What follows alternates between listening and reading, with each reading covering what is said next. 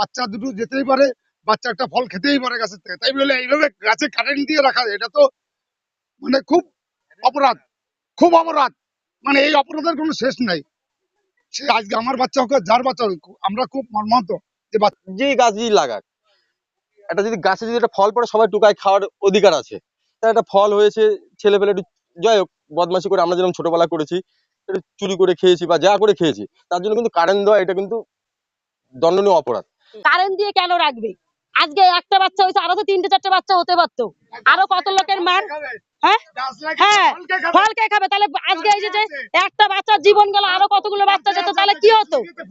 তার নামে আমরা থানায় কমপ্লেন করব এবং আশা করব এই ধরনের ঘটনা যে যুক্ত আছে তার জন্য দৃষ্টান্তমূলক শাস্তি হয় এবং কোনো রকম ভাবে যাতে আইনের বেড়াজাল থেকে না বাঁচতে পারে, তার জন্য আমরা যেখানে যাওয়ার সেটা করব।